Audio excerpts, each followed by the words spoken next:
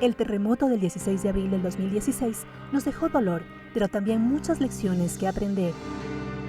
Ecuador está ubicado en el Cinturón de Fuego, una de las zonas de mayor actividad sísmica y volcánica del mundo. Tarde o temprano tendremos otro evento similar al vivido el año pasado. ¿Qué es lo que ha sucedido a nivel del continente en la parte epicentral, es decir, en la zona entre Jama y Pedernales?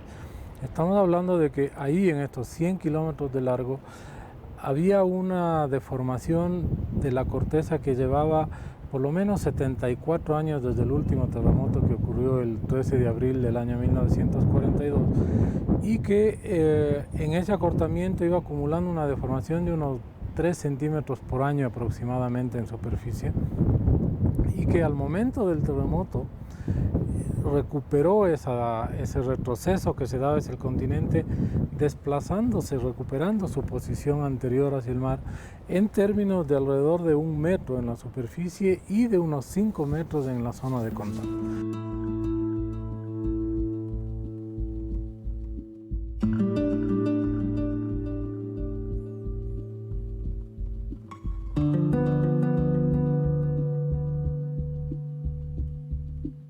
Desde hace 475 años, nuestro país registra 40 sismos de igual o mayor intensidad a lo ocurrido el 16 de abril del 2016.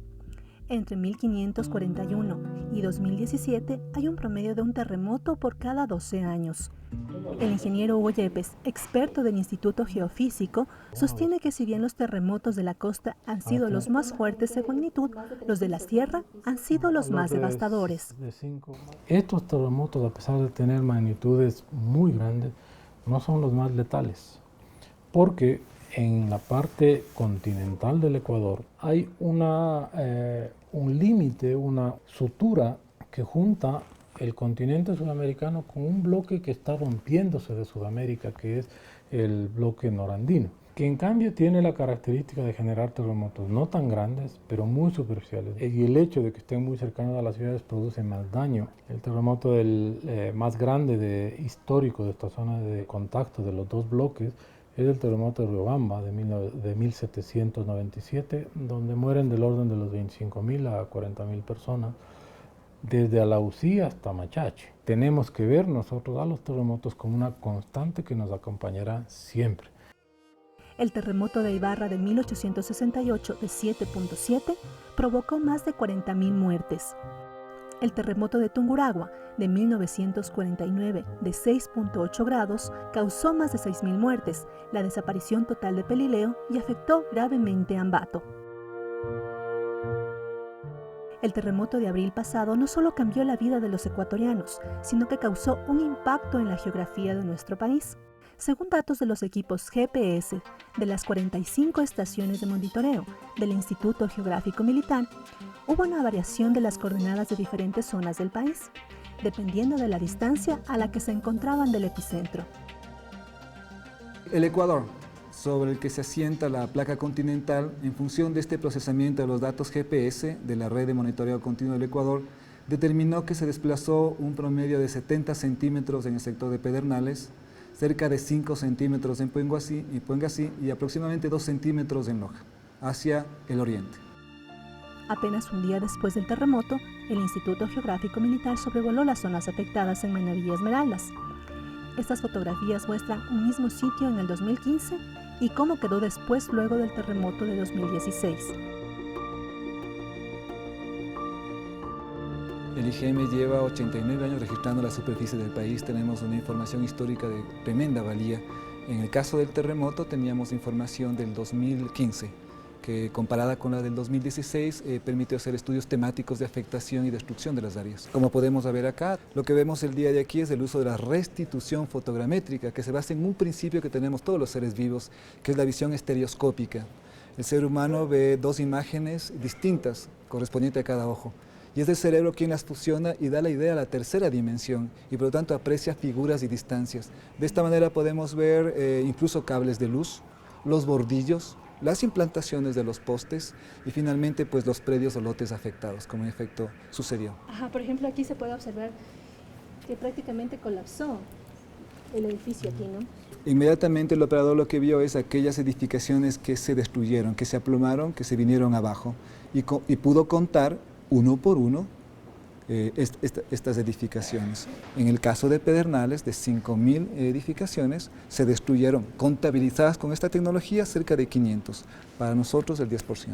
Es decir, que no fue tanto como nosotros en un principio pensamos, que el 90% de Pedernales se vino abajo.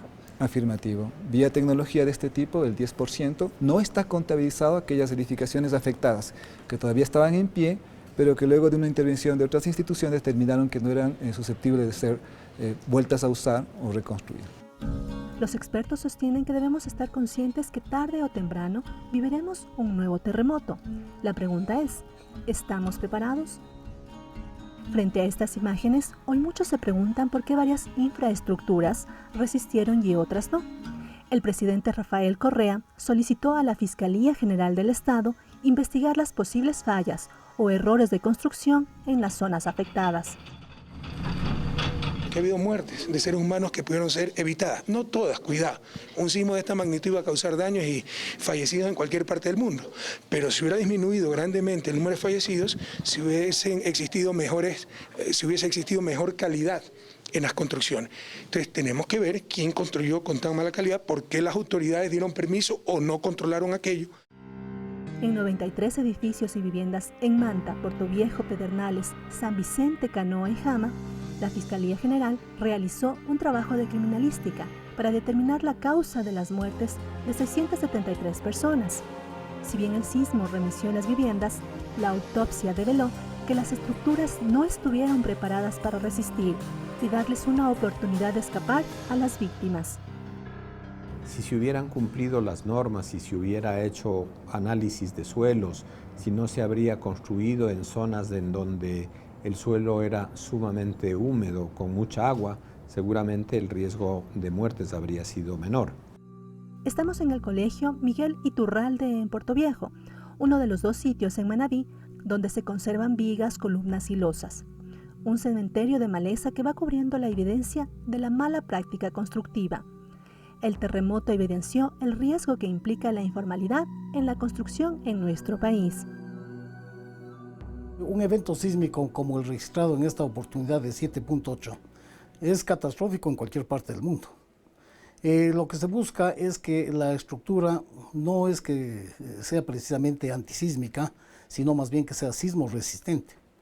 ¿Qué quiere decir esto? Que tenga la capacidad de resistir el evento para que lo más importante, que es la vida de los seres humanos, se ponga a salvo. Hallamos fundamentalmente mala práctica constructiva.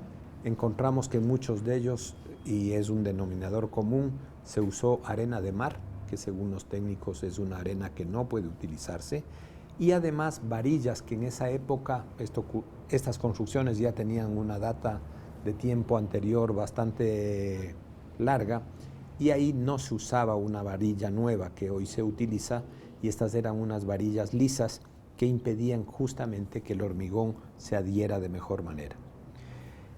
No todas las zonas son aptas para construir, por tratarse de terrenos que están saturados de agua, con fallas geológicas, y eso hace que un desplazamiento de la tierra tenga efectos realmente catastróficos. Muchas de estas construcciones ni siquiera las hicieron ingenieros calificados, que lo primero que hacen es dónde vamos a construir, y hacen un análisis de suelo. El argumento con el que la gente respondía es que eso les incrementa los costos. La respuesta de la Fiscalía es: ¿qué es más costoso frente a la vida humana? Nada.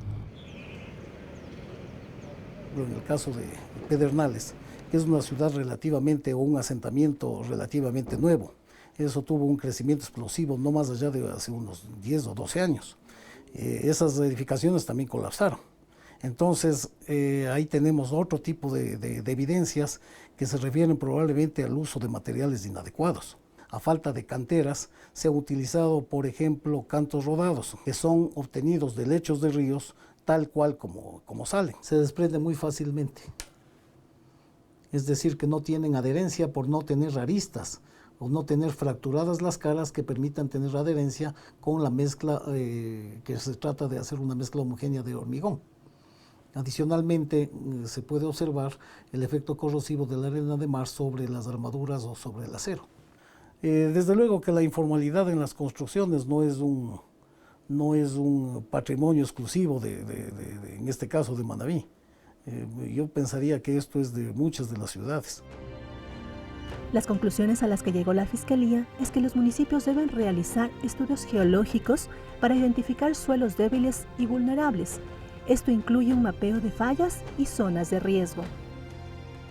Los municipios saben que, por ejemplo, en la zona 0 de Manta, en la zona 0 de Portoviejo, las restricciones de construcción son muy exigentes y por lo tanto ellos no podrán otorgar permisos para volver a construir con las mismas características y en las mismas dimensiones que se construyó anteriormente.